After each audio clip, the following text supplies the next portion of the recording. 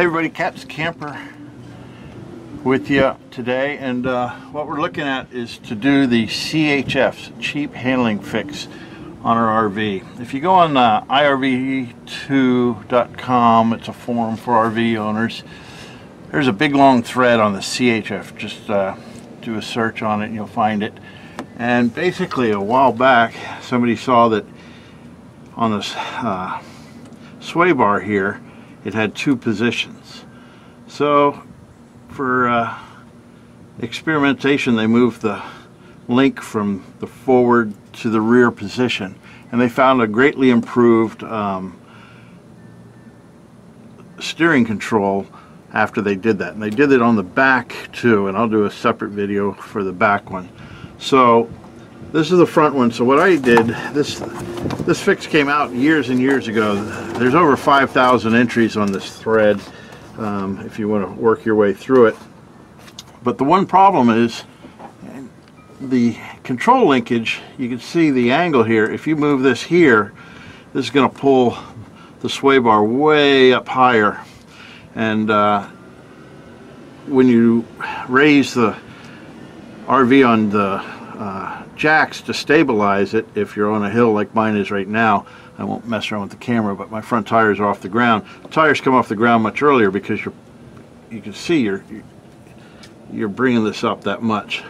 So I saw one person, what they did was they cut this link and they used steel plumbing pipe and re-welded it to rebuild it.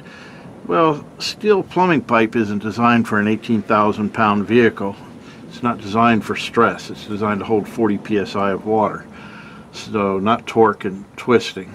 So the guy who did, I think he's the one that discovered this cheap handling fix, he makes these brackets, and for $60 you get the pair. He really does a really nice job on these things.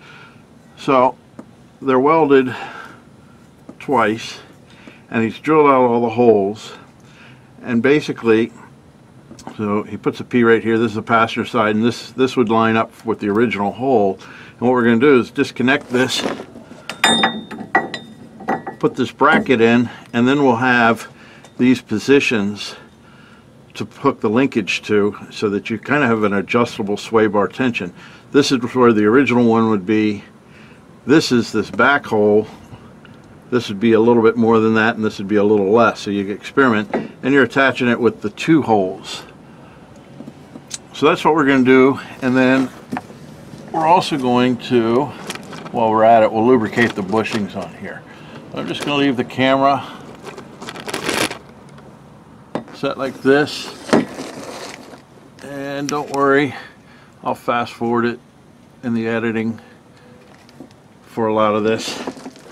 So I'm going to try with my air wrench and see if I can loosen these up.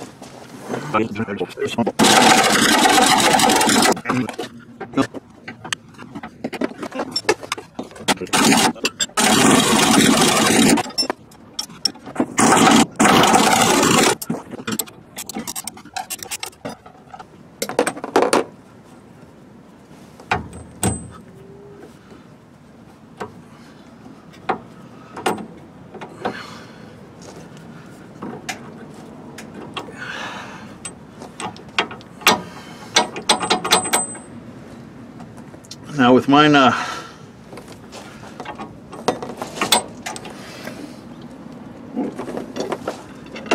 up with the wheels off the ground, the spring's in the way.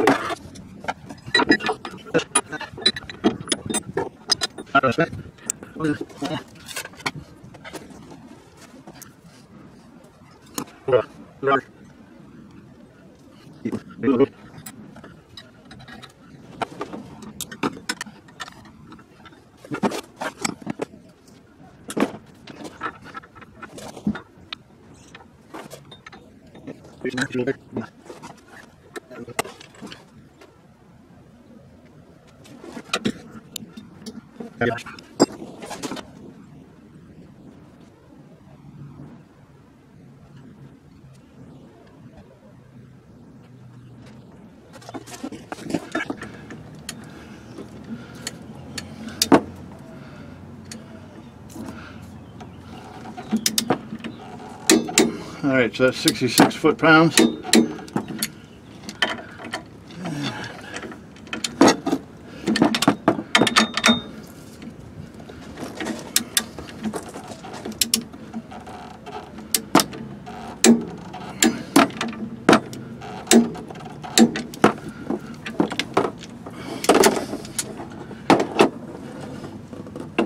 Now we're going to reuse the original bolt that Ford provides and put this in there. I'm going to have to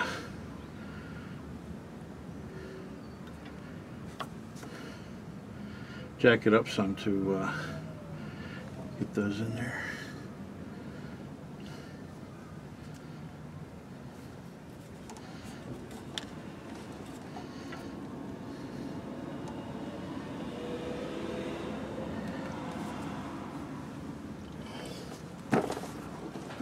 Alright, so I spared you a little bit. I had to get my wife. This wasn't lining up with the hole, so I went ahead and undid the other side, and then I had my wife start the RV and lower the front jacks, just raise it up so that raises the frame and the tires hang below so that it's almost lined up. Now I have this stuff, and I'm going to use this on the sway bar bushings too to keep it from squeaking, but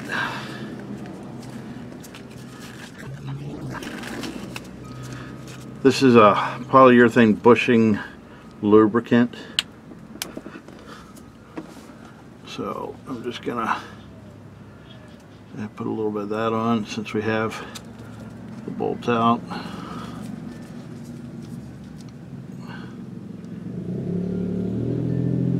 Reviews online, everybody loves this stuff, but they say if you get on your fingers you'll never get it off. It's super sticky.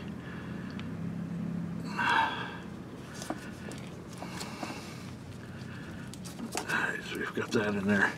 Now unfortunately there was a delay as I was talking to my wife on the walkie-talkie where she stopped and started. So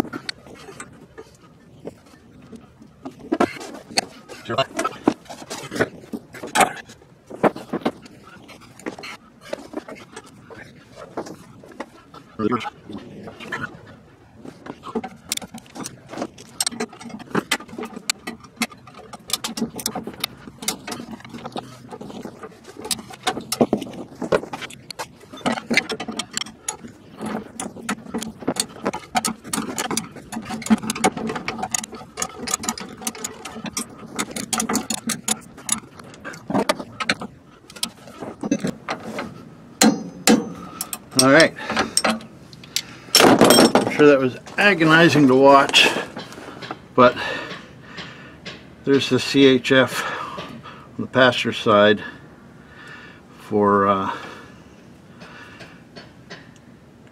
Ford F53 chassis. I'll do the other side. I'm not going to make you watch that. And then the other thing I'm going to do, since I have that special grease, is right there's where the sway bar mounts.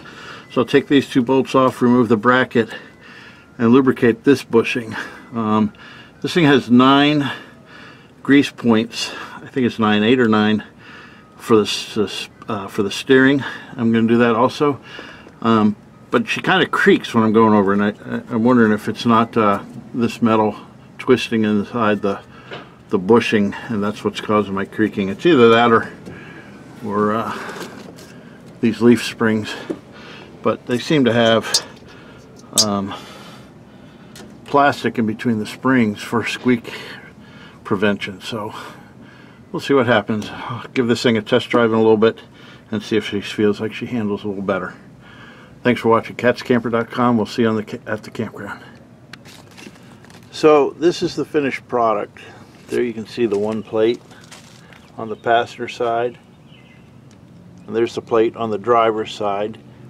Worked out real well. You can see I'm up on my stabilizer, so the front wheels are off the ground in this particular case.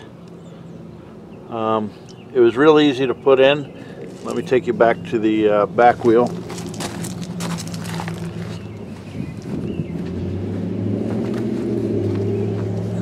I don't think the back wheel justifies a whole second video.